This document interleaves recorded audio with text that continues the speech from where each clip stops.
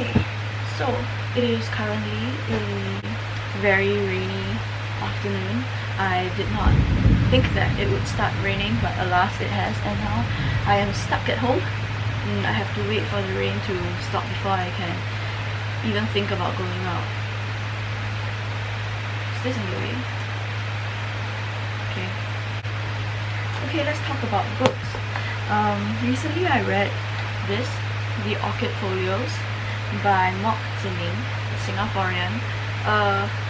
This was an advanced reading copy and not for sale. It was a relatively short read, given that my reading speed is usually like really very fast, but I actually took longer than I expected for a volume of this width because it was quite thought-provoking, so I had to pause to think for a while at some parts of this collection. I'm not sure what to call it, a collection, an arrangement. An arrangement. Yes, I think an arrangement would be the best way to describe it. In my university years, I actually worked as a florist for a while, so I did feel a certain kind of affinity with a collection of what they call it, lyric verse. I read the back for you. A pot shatters, an arrangement falls apart. A florist finds herself amidst the scattered leaves of history. At once a poetry collection and a documentary novella, The Orchid Folios reimagines the orchid as a living, breathing document of history. A history that enmeshes the personal, colonial, linguistic and biotechnological with the Vanda Miss Joaquin, the symbol of Singapore's post-colonial hybridity. While the orchid has shaped the fantastical narratives that govern our multiracial city in a garden, it continues to shapeshift and bloom on its own terms, challenging us to imagine a decolonized Singapore. This is the organism at the heart of The Orchid Folios, by turns stark and unruly, documenting and challenging the narratives that are the roots of our national consciousness. So I think it's difficult for me to top that. I hope you understood everything that is said. It is clearly not something for beginning readers. I'm sure that there is something to appreciate in difficult works of art, even if you are not quite able to glean or access meaning yet. But I think to fully appreciate this particular collection, you would need to be familiar at the very least with decolonizing discourse. So you should at the very least be aware of the movement towards challenging dominant narratives, especially dominant colonial narratives, specifically in Singapore. Yes. Okay, so there are some lines here that I really liked. One is on page 23. Most of my blooms I know die young. Some come in boxes already severed, their stems in individual plastic tubes. Others I cut myself, my left hand cradling the stem that my right snips with shears, sterilized. There is no need to be wistful, flowers shed. When I looked at this reminded me a lot of those really expensive orchids that I used to handle. They were really expensive. They were like $28 per stalk, so one stalk is like this length, and then it's like 1, 2, 3, 4, 5, 6, 7, 8, and then each flower is precious because it's just so expensive. But when you unwrap it, it really does come in a box. The stem is in a plastic tube, and inevitably there will be like 1 or 2 flowers that have wilted or have been damaged, and you just have to make do. Another portion that I really liked is actually on pages 34 and 35. It's lessons on cuttings, trimming unnecessary affixes. So it's an excerpt from a letter written from Raffles to his, oh, is that my cat? Sorry, patroness Princess Charlotte, Duchess of Somerset. It was sent on the 22nd of February 1819 from Penang. So the excerpt of this letter describes, sorry, my cat. Kenan! Baby? You wanna come here? Yes.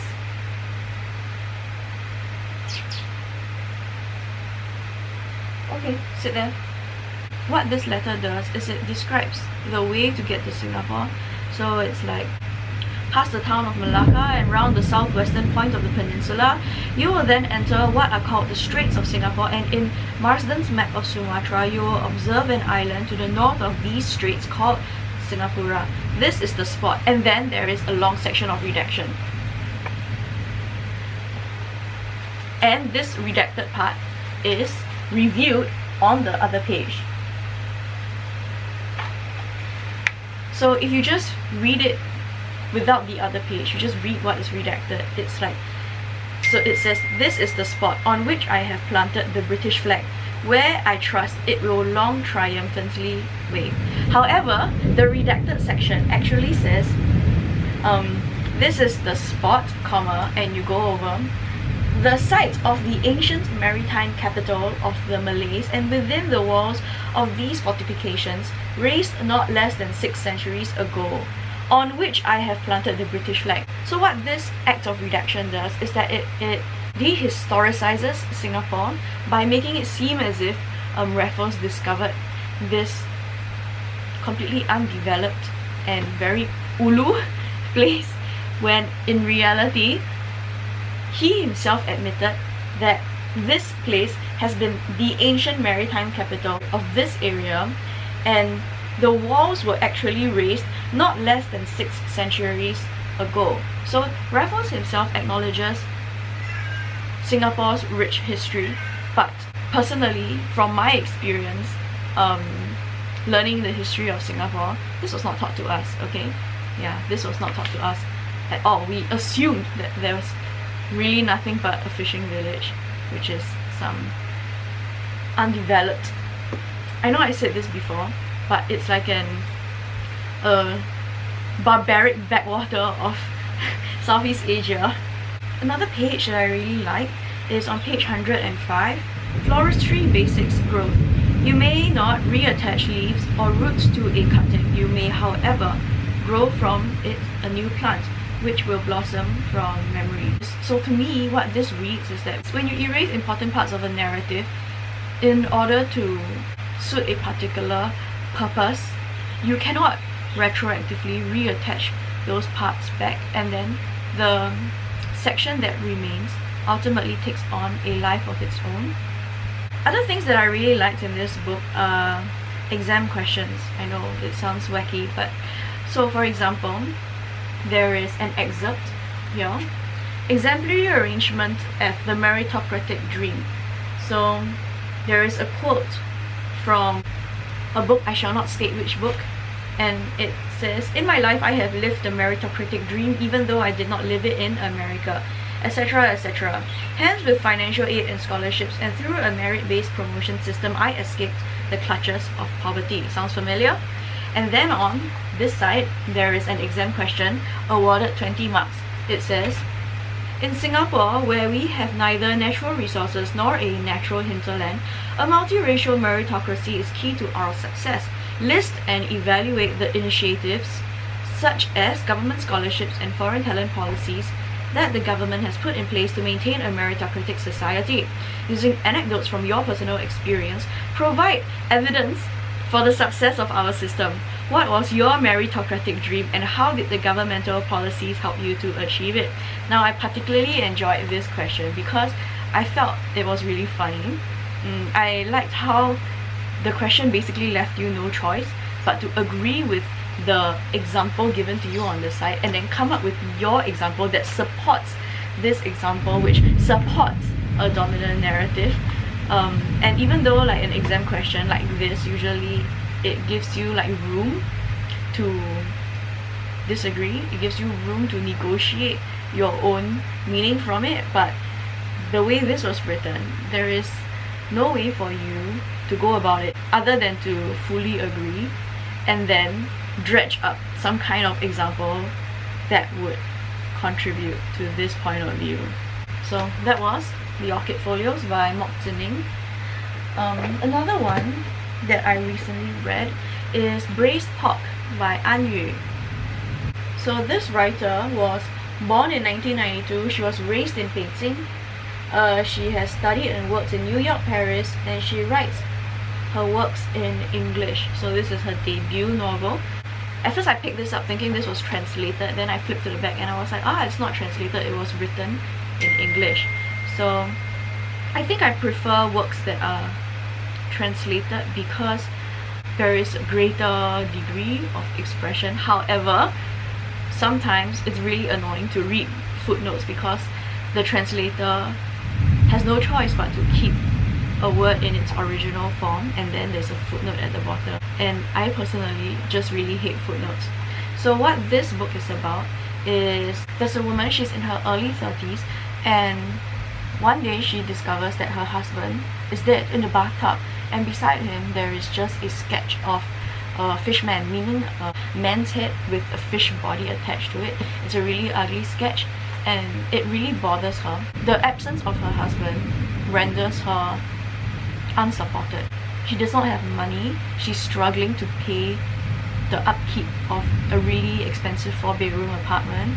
She starts an affair with a local bartender, and she also then decides to go to Tibet, where she wants to find out more about this fishman, because apparently this fishman sketch it came from a dream that her husband had when he went traveling in Tibet. So she goes there. She discovers that there is this world of water which exists beyond our world, but also within it. It is all dark, and then when you enter it, you lose all sense of self. So it's kind of like Neon Genesis Evangelion's primordial soup.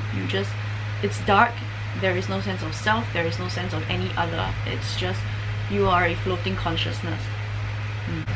So there's one line from this book that I like. I learned that there are two kinds of people, those who need boundaries and those who will die from them. Making your mother live the way I wanted us to be together was no less cruel than keeping a fish in a bowl. So in the end, at the end of the journey, she actually circles back to her own past, where she confronts her father about how his marriage with her mother failed before she died of cancer. I personally felt that this was a very perplexing book. It baffled me because I wasn't really sure what the message I was supposed to get was, and the metaphors were very underdeveloped.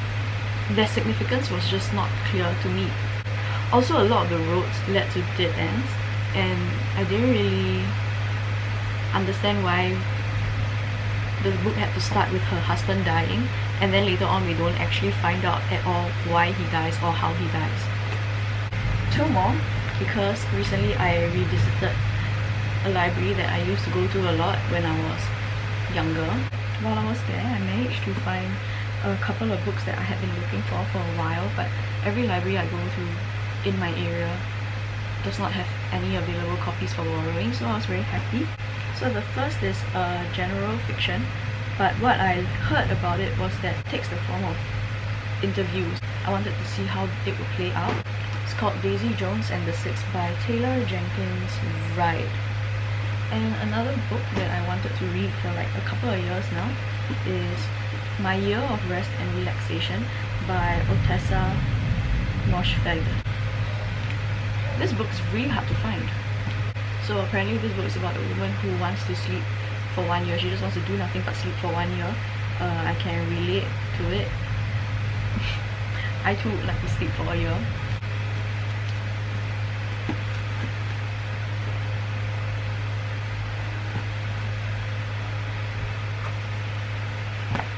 Yep. Okay, I think the rain might be lightening up, so I can head out.